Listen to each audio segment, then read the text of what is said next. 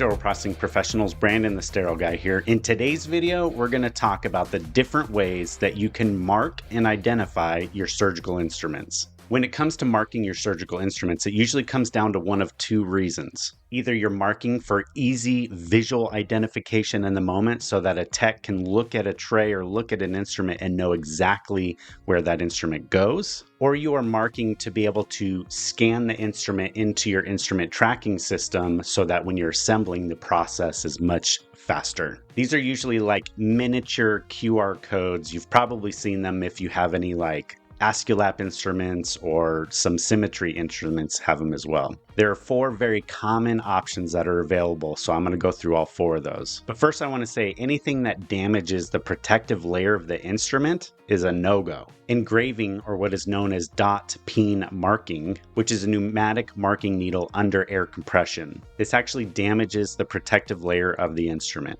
And not only that, it creates this crevice for bacteria to accumulate, as well as that damage leaving room for corrosion and rust and all that nasty. Do not engrave your instruments ever. Now let me first talk about marking instruments for your instrument tracking systems. If you're looking to just be able to scan your instruments into your instrument tracking software, I have two recommendations. One, you can switch vendors and only buy instruments that come with QR codes. Now, this isn't going to be all your instruments, but it could be the majority of your general instrumentation. And for all the other instruments that don't come with QR codes, plus your entire old inventory, you can use a vendor to actually do all the marking for you. Companies such as Prior and NuTrace will actually either sell you a laser that you can actually operate all on your own and create barcodes and markings, or I believe both of them, I'm not certain, but you can actually send your instruments in and they'll mark them for you and send them back. Or I think they might even be able to do on-site. Okay, so now if your intention is to create some kind of visual representation on an instrument that helps you to better identify what the instrument is or where the instrument goes, you have several options, but they all have pros and cons. First one we'll talk about is instrument tape, which I've seen in so many facilities. The variety of tape colors as well as designs you can get on the tape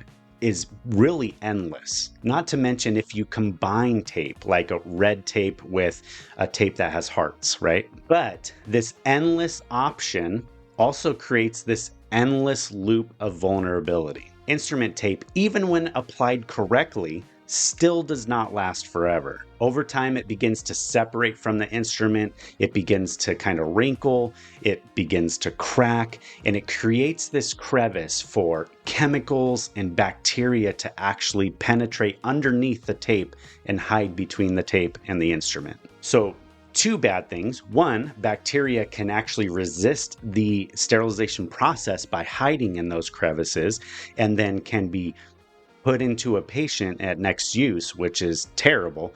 But then the other thing is with chemicals and water deposits and everything else that's getting into those crevices, they can actually start corroding the outer layer of the instrument. And that's usually when you take off old instrument tape, there's usually something like pitting underneath the tape because it started to corrode into the instrument. Applying instrument tape is a very simple process, but it is imperative that it is done correctly. It requires specific angles cutting of the instrument tape, as well as applying it without transferring the oils from your skin underneath the tape. Sometimes this requires using rubbing alcohol on your fingers to get them completely oil-free before you actually do the taping. Now, the process for keeping up with instrument tape is actually going to become a full-time job the more and more tape you use.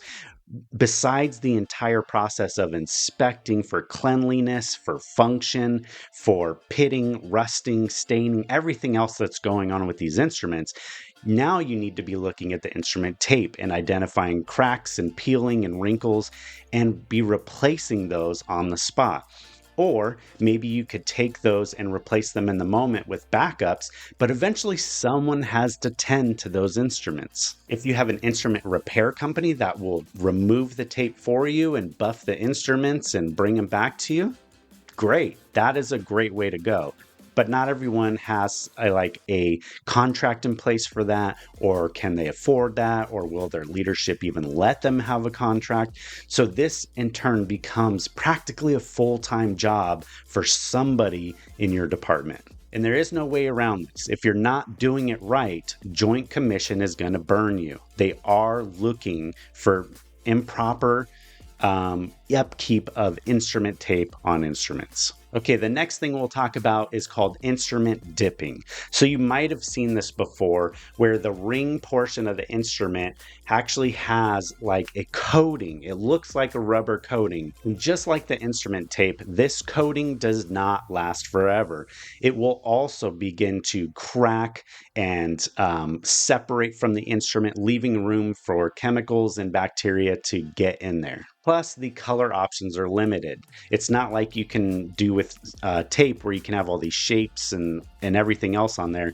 You basically just have a set number of colors, and then that's all you got. Plus, the instrument has to be an instrument that can actually dip. Now, if you're just looking to only identify a few trays or maybe just specialties of trays, then this might be an option for you, but it is an expensive option. Now let's move on to electrochemical marking. In my very first sterile processing I ever worked in, we actually had one of these machines where we could make chemical marks on instruments without damaging the protective layer. The process uses a stencil to actually transfer words or shapes or whatever you put on there onto the instrument with a chemical electrical current. It's actually electrolytes and electricity. Actually relatively easy to do. It's not a big cost for your facility, but some of the disadvantages are that it's only good for metal. This is not going to work on your wood-handled instruments or your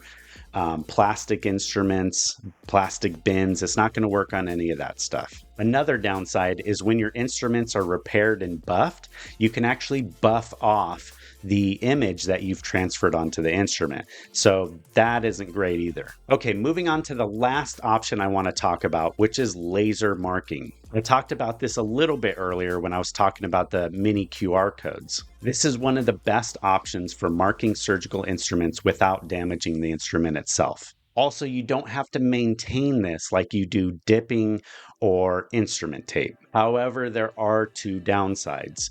Buffing of the instruments can, over time, start to remove these barcodes or words, whatever it is you're putting on there with the laser.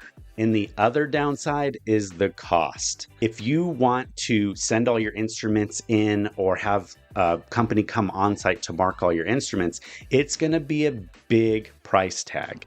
Now, if you want to buy the machine and do it yourself, it is a pretty big price tag up front, but not to mention, you barely have time to get everything done that you're doing now.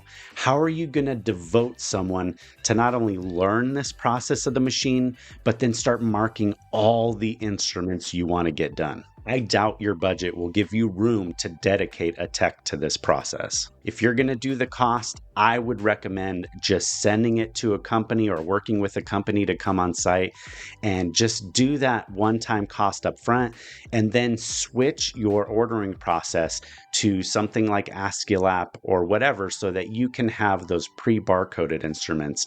Hopefully you're not looking to actually have something you can identify in the moment, because laser marking doesn't exactly do that. Until you pick up that Kelly and actually read what's on there, it's not an easy identification marking. So laser's really more for that kind of barcode scanning.